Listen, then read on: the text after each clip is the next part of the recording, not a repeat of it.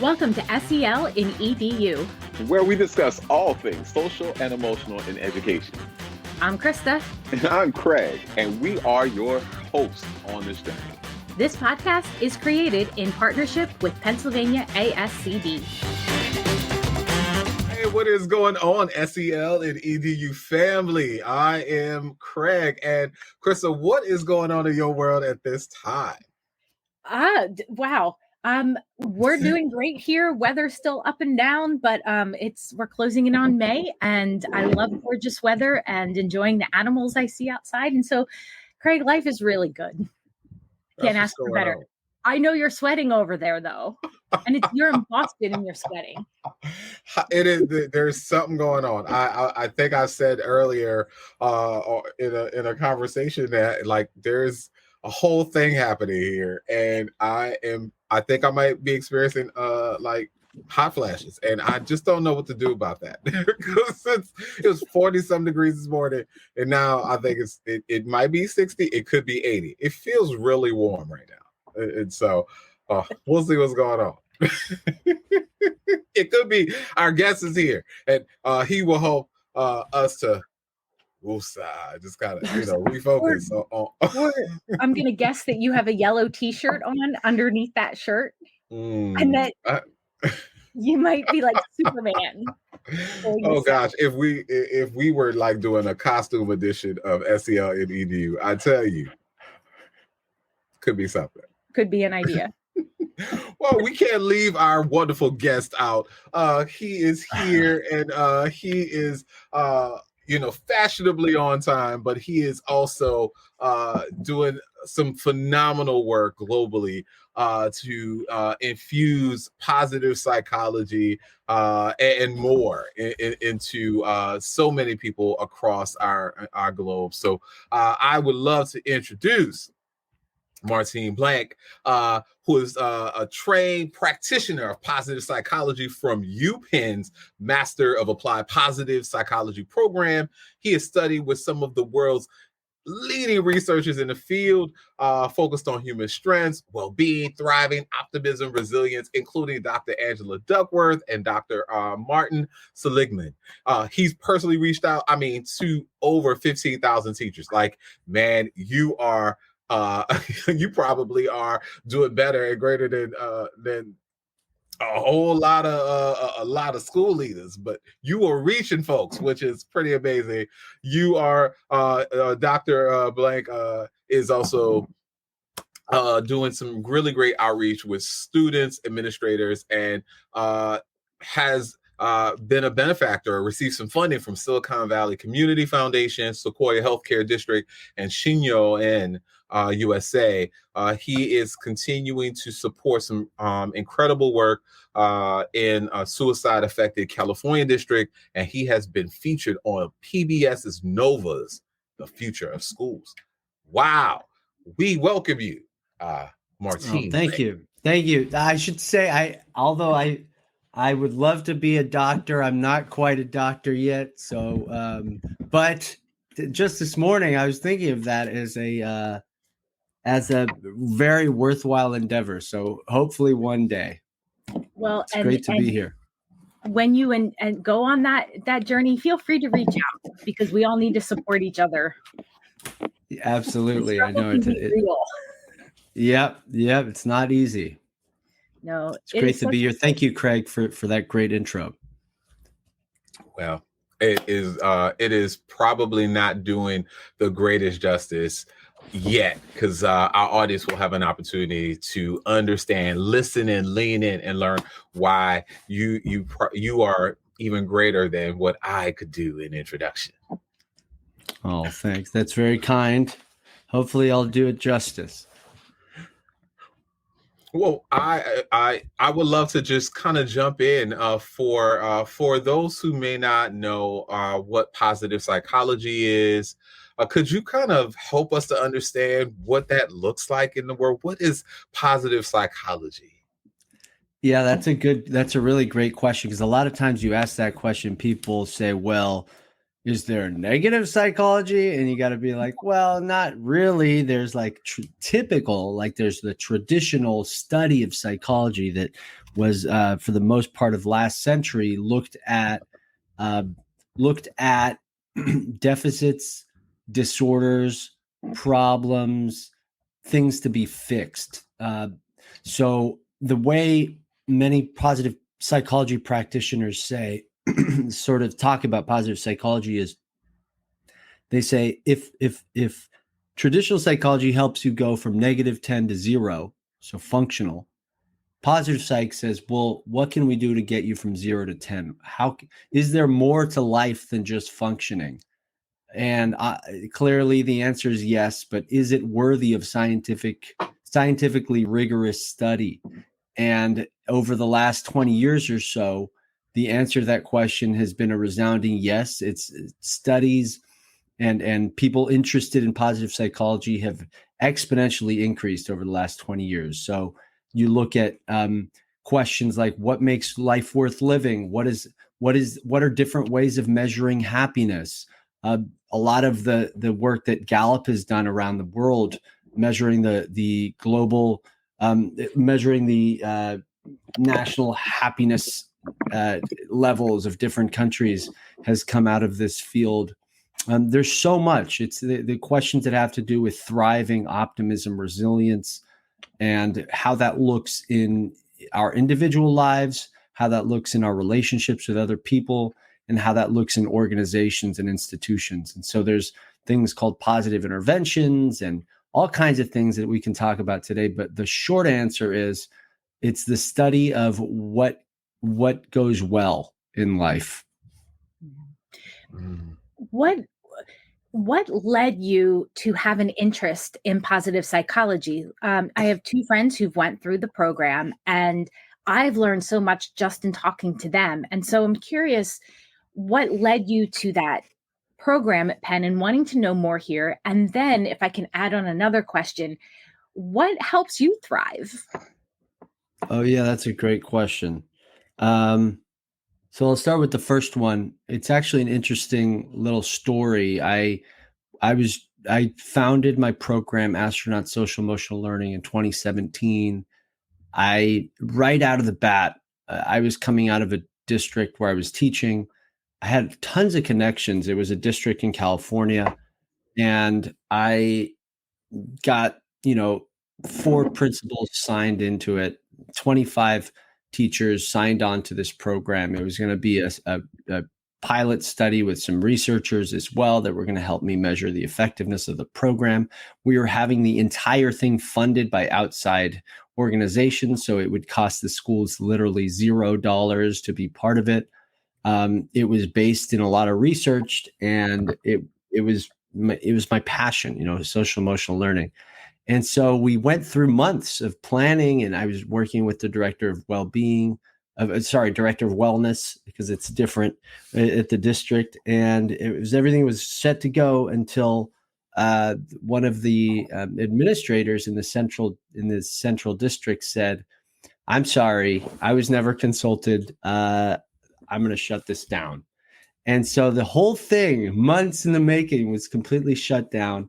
And I sort of reflected for a moment, and I said, even though she didn't outright say it, I knew that part of her decision was that I didn't have any like real credibility. Like, who was I?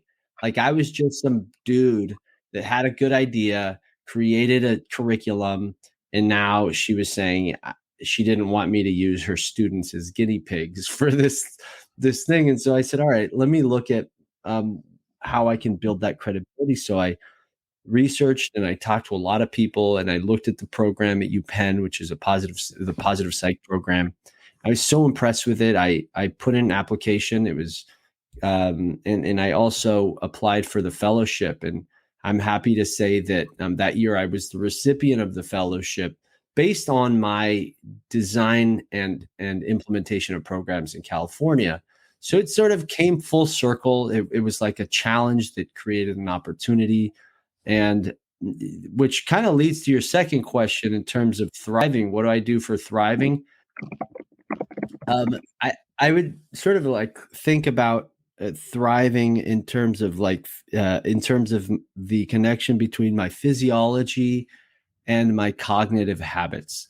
So when my physiology feels good, when I'm relaxed in my body, when I'm relaxed in my mind, I've eaten well, I've done my breathing, I've stretched my body, got my blood moving, then I'm more likely to engage in productive thinking patterns. And when I'm tired, as we all know, you wake up at 4 a.m, 3 a.m, that's the worst time. And we're like that's when all the annoying thoughts, the annoying negative patterns come in.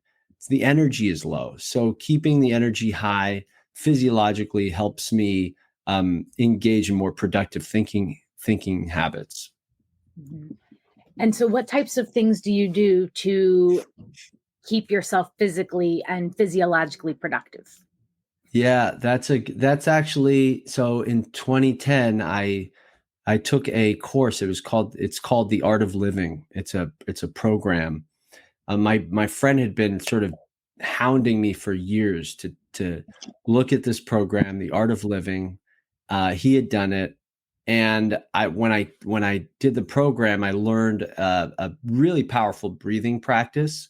That it's about a 20-minute practice that I do every morning, and that was sort of like I was in my mid 20s at the time. That was the beginning of my like introduction into like contemplative practices, meditation, mindfulness, breathing. I now had a tool in my pocket that could like, I had a volume knob, so to speak, for my emotions. And so when I learned that, I was like, this is awesome. This is like, so I wish I had learned this when I was, a kid, or third grade, even, like when emotions are, through childhood, kids have real emotions, real feelings. That's why we're in SEL.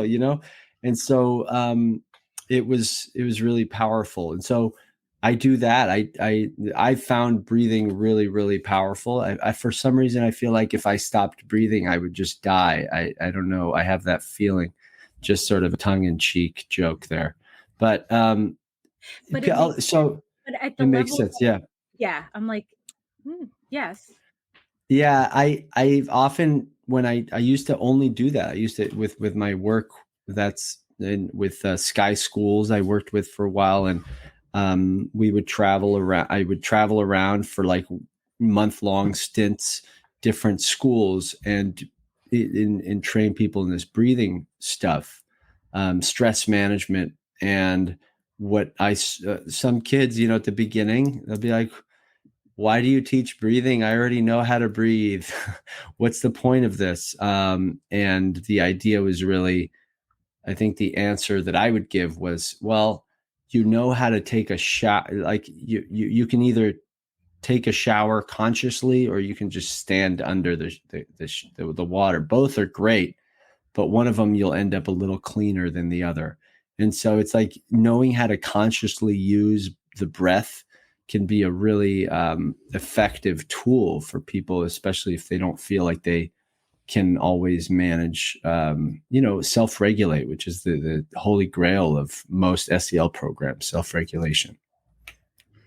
Yeah, one of the things that I saw in just kind of reading up about you, and I saw a wonderful picture of you and your son, and I think you were playing the guitar, and there was a level of joy, and I'm coming to understand that parenthood may help to solidify a level of presence, right, in your spirit, and understand like why you stand and breathe in the world, in the space that you are in. You also say in an article that I was reading about you, that interpersonal peace is only possible if you're experiencing intrapersonal peace.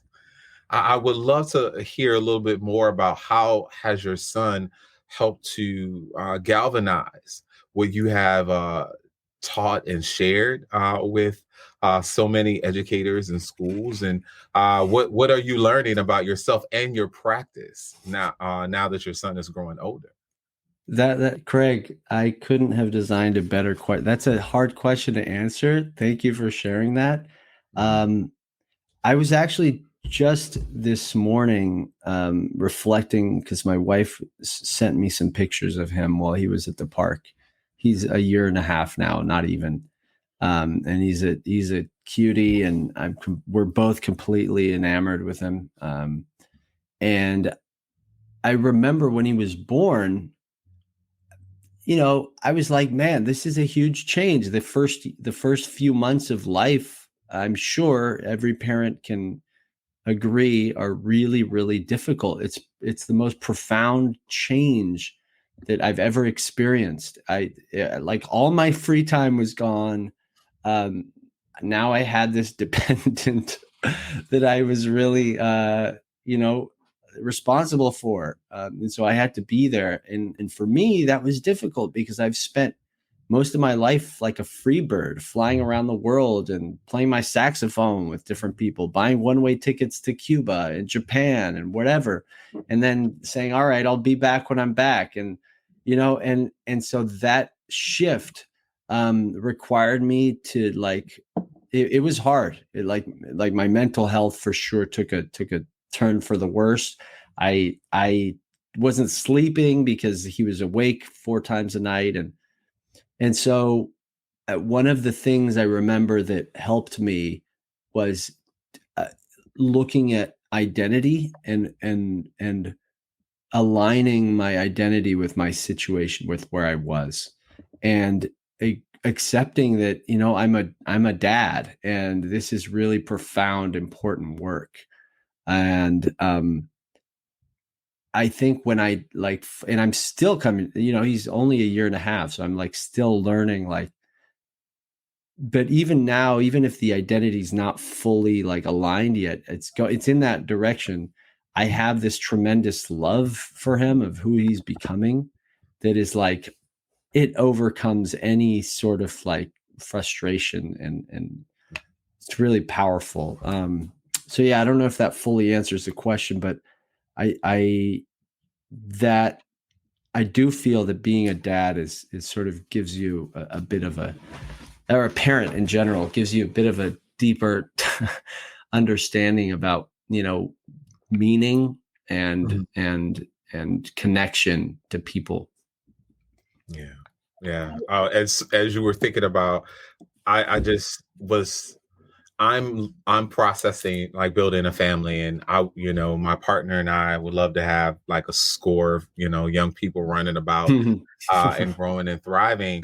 And one of the things that I'm part of my work currently is just really working on a sense of inner peace and understanding who I am and how I walk into space and time, and understanding that I need to have a good ownership to that, because I know that it's unhealthy to foster confusion and chaos if I'm still working at so many different elements that don't have me feel settled. And so in thinking about what we find important is the young person you have, or your partner. And I understand that all of that inner work helps you helps to reinforce what you talk about, you discuss, that you may coach people on in regards to this work, which is, it seems like a marathon. It is, so that's what I'm thinking about. But I appreciate you sharing more context about. Yeah, no, Craig, I think you're absolutely right. I feel like the especially when you're teaching SEL, more than anything else, it's self work. You're speaking from conviction. It's not some kind of subject that you've learned and is out here. It has to be in the heart. And so a lot of teachers, when you're teaching, when you give them a manual or a curriculum, they struggle when they don't feel like they're in it, talking about, emotional intelligence or how to manage emotions or whatever, when you're really struggling with that, it can be hard. And so it really is, it's self-work for sure. Hearing you both talk about the parent side of things has really been impacting me as well. And I just had coffee with a neighbor who has two little ones. And so I have three older ones. My older is 20, my middle is 17, and I have a 16-year-old bonus son. And I agree. Like, I didn't have the self-awareness that you have, that you both have prior to having my children. I learned it early on with, like what you said, Martine, about kids having big emotions, but not having necessarily the vocabulary to express that in a way that might be socially acceptable in the moment or might be kind. But understanding that they're doing the best that they can in that moment. And so as I started getting into social emotional learning, and had a word for it when they were younger, I started thinking more about modeling that. And like you said, being present and trying to balance work, which I loved, or which I do still love, but be present with them at the same time. And how do I model my own growth with them? And so even things like my 17-year-old this morning, I still go wake him up in the morning. I know he has an alarm clock. I know he can do that, but I love being able to go in and say, good morning, are you awake?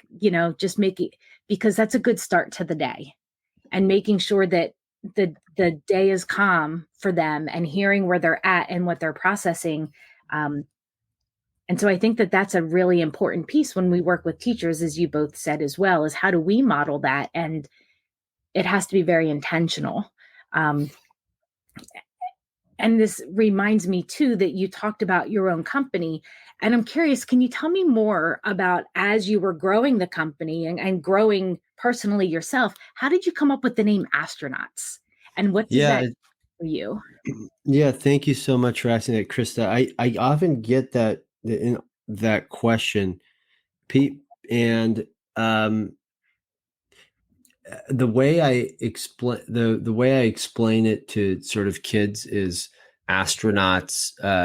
What do astronauts do? And so they'll say, well, they go to outer space and go to the moon and explore planets. And so astronauts explore outer space. And so in this program, we're going to get to explore inner space and all the stuff that happens internally. And so we're going to be internal astronauts. Maybe I should add that word to it, actually. It'd be a little bit long, but anyway, so that's the idea here, is that there's an adventurous aspect of exploring ourselves internally that sort of is juxtaposed with what how many people and how many times we typically approach explore. Like, we don't want to look inside. It's uncomfortable sometimes to look at our own feelings and look at our cognitive habits and our judgments and our preconceptions. Like, that stuff is hard to talk about. And so just adding an adventure element and adding questions like, well, what helps you be powerful? Like, when do you feel powerful? And the connecting power to emotional awareness, connecting power to responding versus reacting. All that stuff is around that name. That being said, I'm in the middle right now of a transition to begin a different project. It's called the School Wellbeing. So it's called School Wellbeing Solutions, and it's more of a consultancy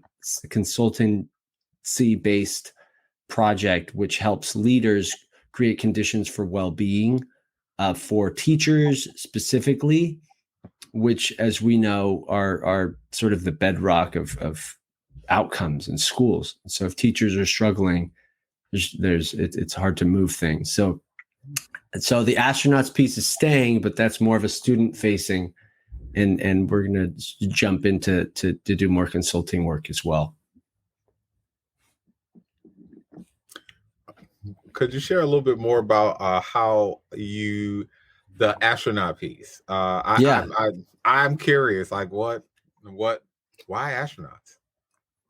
Yeah. So, well, the way that the name got sort of tagged was I studied jazz after I left college, and we set up a program where we would play jazz at a local Alzheimer's community in Berkeley, California. And I would partner. So I created a partnership between the music conservatory, the jazz conservatory, and Alzheimer's Center. So every week there was like a group of musicians, and it was a core group of musicians. We would play, we would go there, and guess what? Every week the patients thought that we were a new band because they had Alzheimer's. And so it's like, okay, great. And it felt really good for us because it's like, yay, like they'd never seen you before. People weren't tired of us, right? Mm-hmm. And so even though we'd play the same songs all the time. And so we were like, well, what should our name be? And we started with the Forget-Me-Nots because it was sort of, a funny thing. But then we were like, no, that's not super PC. Maybe we'll change it. And so it became the Astronauts. And that name kind of just stuck. And so then we expanded from music to SEL.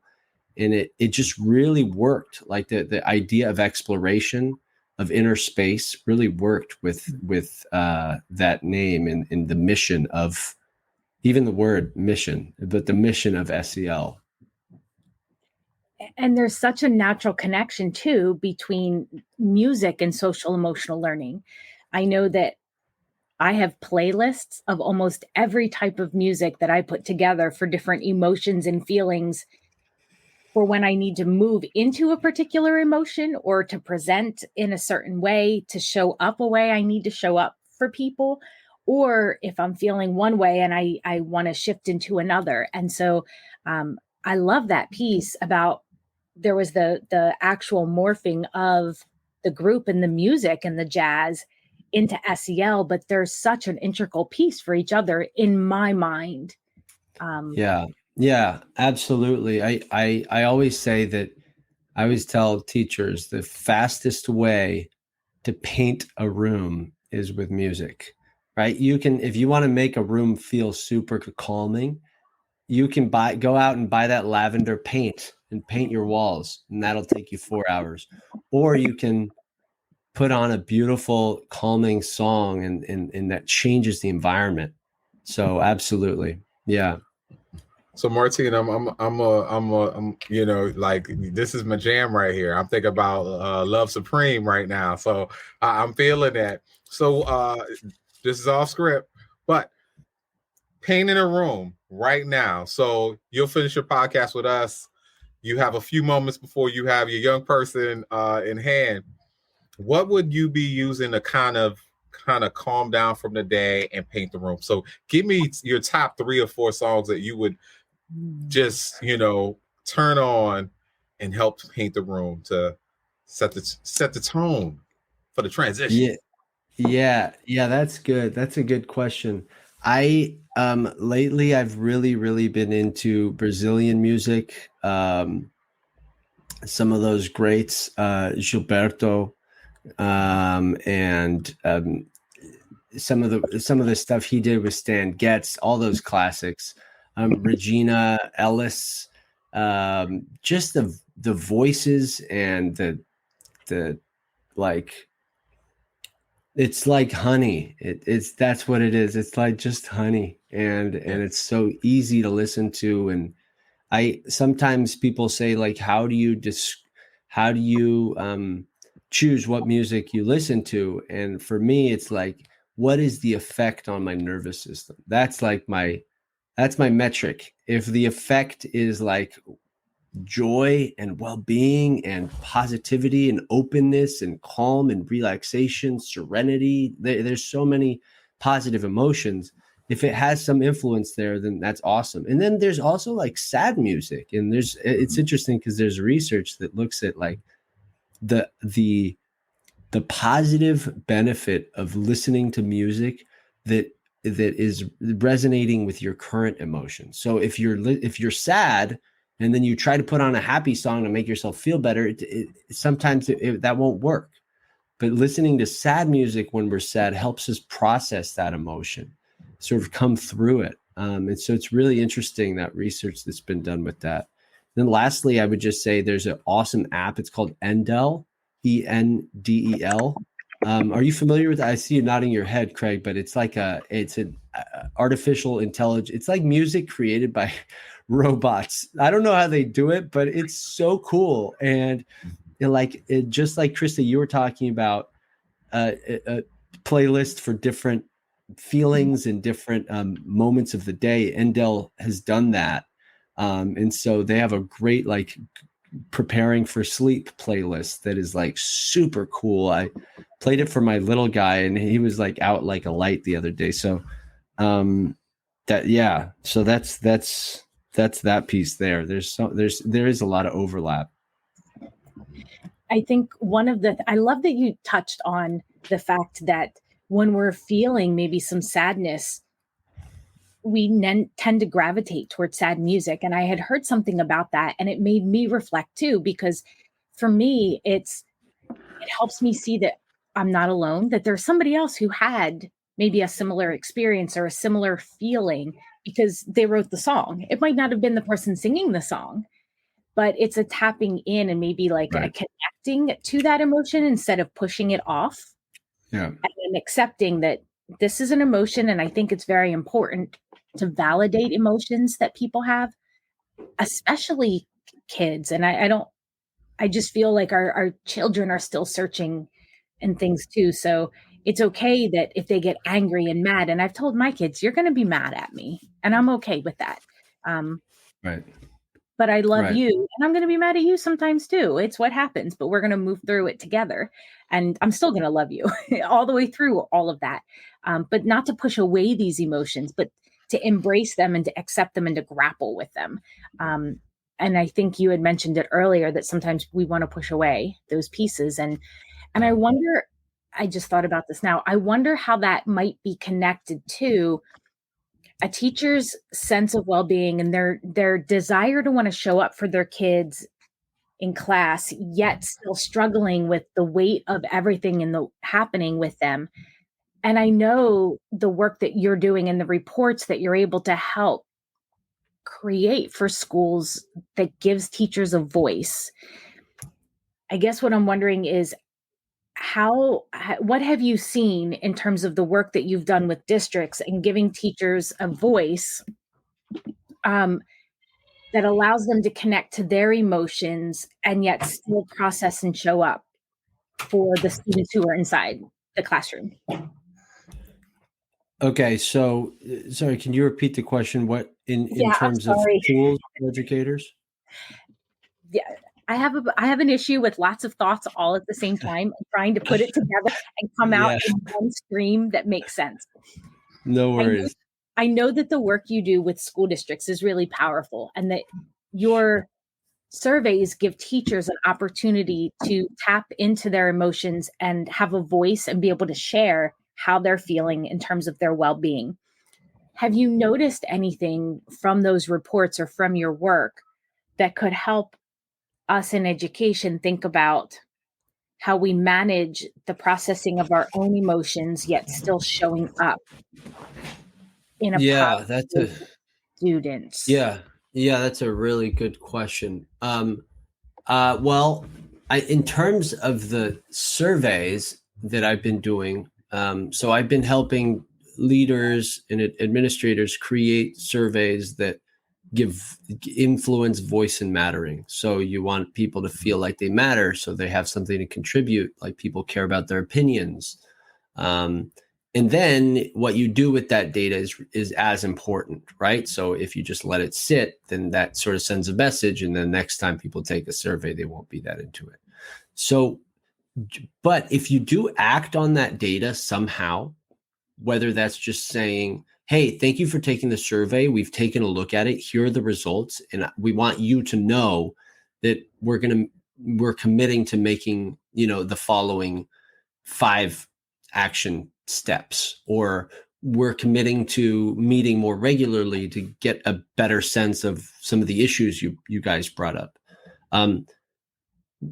If we do that, just the act of listening and the act of creating systems for voice sharing already helps people sort of feel more engaged and increases matter. Even if nothing tangible happens just the fact that you're soliciting feedback, and then doing, even something small about it. In terms of like teachers regulating their emotions, this is often like a dilemma for districts, is like, how much of teacher well-being is the responsibility of the teacher, and how much of the teacher well-being is the responsibility of the district or of the school, right? So and so you have a wonderful article that was written, I'll share it with you guys after this, its title is, the guy's escaping me, but the title of the article is "Self-Care is Not the Solution for Burnout," something like that. And so what his argument is, stop, having a one-day wellness fair, or, giving gym membership discounts or whatever, in order to not really take the action that is required to decrease stressors.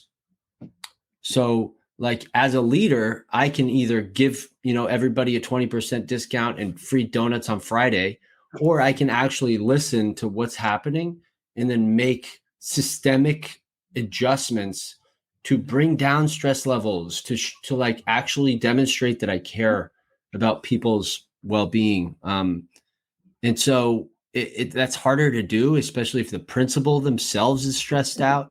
So then you just keep going up the ladder, right? First, we focus on student well-being. Well, we know that teachers need to feel good in order for students to do well. But for teachers to feel good and to be supported, principals need to be feeling good. And for principals to feel supported, superintendents and directors at central office levels need to feel good. And so that's why you can't separate. You can't just target one stakeholder group. You have to do these interventions and systemically with everybody. People need to really be feeling good. And I say that with really intentionally. I talk about feeling good. I don't talk about behavior change. I don't talk about strategies for belonging. If people think about it, you could have a training on effective communication. You can have a training on leadership skills. You can have a training on, anti-bias work, which is really important. But if people are feeling stressed, depressed, anxious, upset, those trainings are going to take a back seat because they're only scripts. They're only strategies. But if you have people that are you focus on helping people feel relaxed, helping people feel good, then they become the solution. They don't implement the solution. Those people become the solution. And you see a lot of really powerful changes when you do that. I'm writing down that last statement because that was like a ball drop. You don't implement a solution. People become the solution. Yeah. So I'm just going to drop my mic now. So here it is, everybody. Ready? I'm dropping it.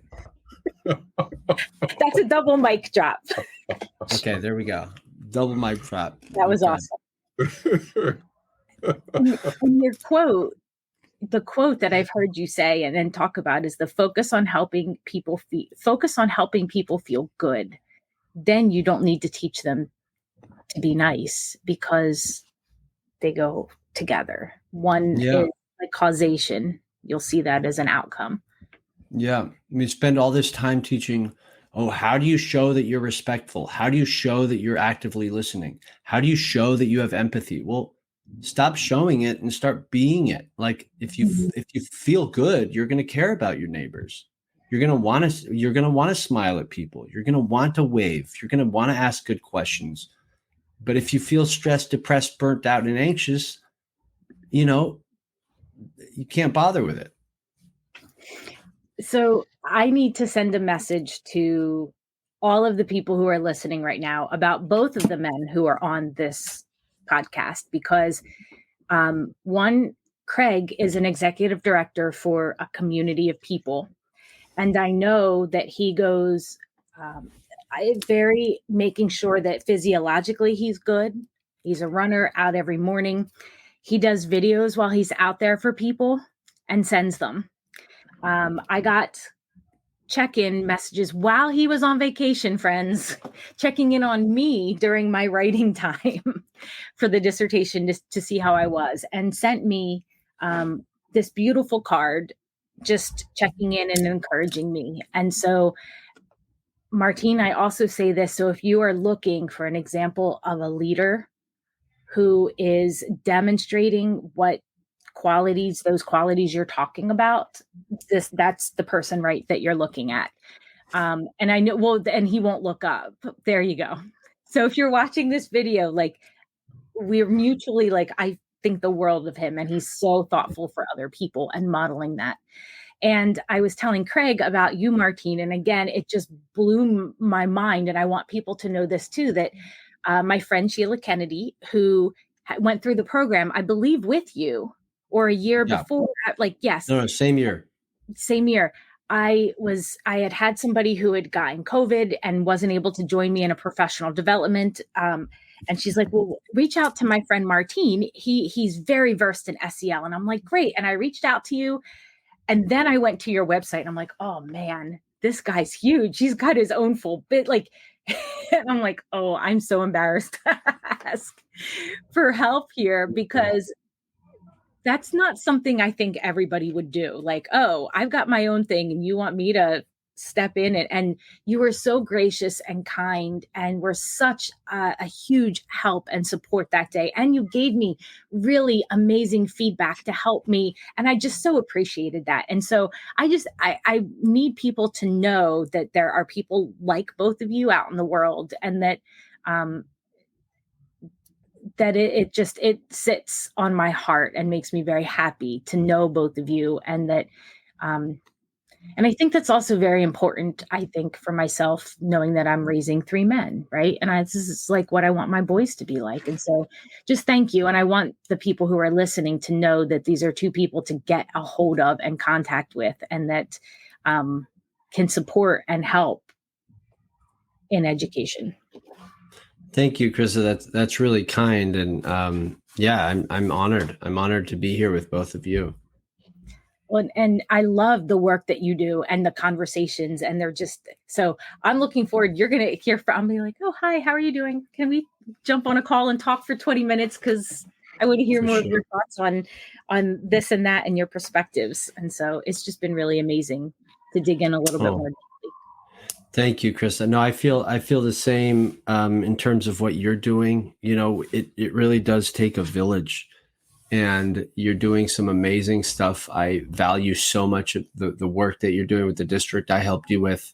It's just the level of intentionality in the implementation of that program is spot on. So I'm happy to support. Thank you. The good news is that we're continuing to work with them over the next couple of years. So that's awesome. It went really well. Yeah.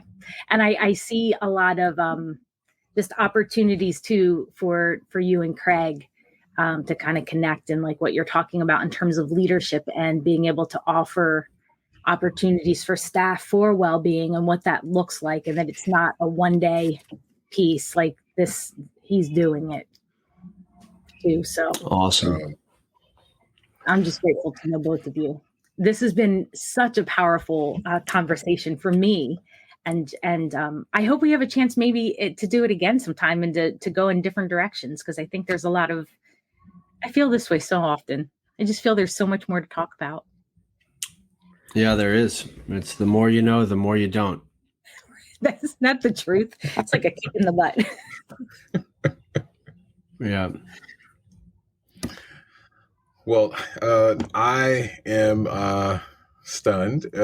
Just, so much love in the space, and my heart is warm and being in the presence of both of you.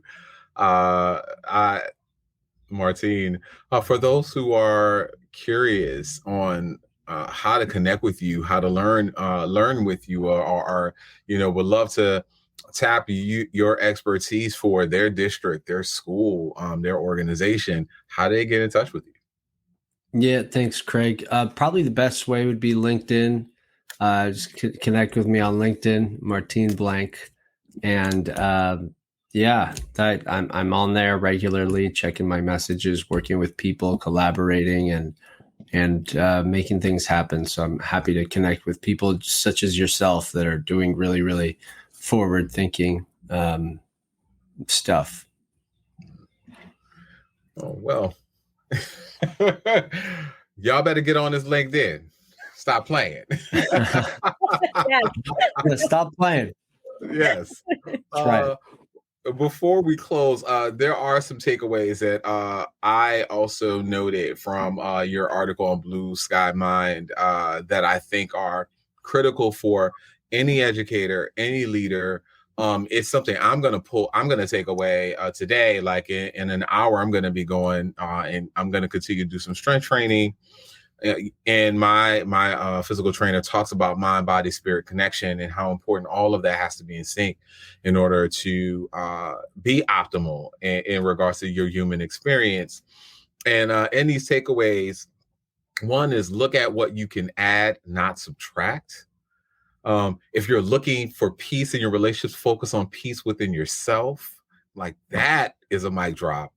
But you also say acknowledge the negative, but pay more attention to the positive, because it seems like the human condition is always to lean towards what's wrong or what's problematic, but we want to shy away from, you actually are okay. You pretty cool and who you are. You're like, oh yeah, that's fine. But my knees, my knees ain't working the way they used to. So just making sure you acknowledge that, yes, this is here, but let's center the sun of things on the positive. And number 4, take time to listen to the heart. It's sometimes I think we know it internally that there's a thing, there's a phenomena, there's a reality, there's an energy, but we have to choose to listen to our heart and know that is how we can find that compass towards liberation and freedom and wholeness and so much more. So those are some key takeaways I took away. Is there anything else you would want our audience today to take from our conversation today, Martín? Oh, thanks, Craig. I guess just jumping off that last piece, listening to the heart sometimes means that we need to quiet, as they say, the modulations of the mind, which is one of the definitions of yoga. One of the oldest definitions is quieting the modulations of the mind, where the mind will go up and down, judge, like, dislike, desire, aversions, all this stuff. And when we sort of get in the habit of just coasting with the mind, just getting it to a place where it can just be rather than do, that's when we can listen to the heart. And that's been my experience, at least. And so it's been so nice talking with you both, and just felt very, very connected to both of you. And I'm appreciative of the work that you both do and the opportunity to connect with you today. So thank you. Thank you. It's been our pleasure. Yes. Awesome. So I will close with, for all of the young people, it has been an honor for both of Chris and I to be in space and time with Martín Blank. It is truly an honor. I am lighting up. I feel luminous right now, just in experiencing this conversation and experiencing you in this space and time. We are hopeful that this is not the last time we will connect, and that our audience will be able to find you on LinkedIn, because you're on LinkedIn. But for all of those who are out there in the SEL and EDU world and sphere, we love you. We want you to continue to fill up on light, and we're going to keep you right in our hearts with the heart work. So y'all, city, y'all love it. Like, make sure you stand in it and stay strong. Take care.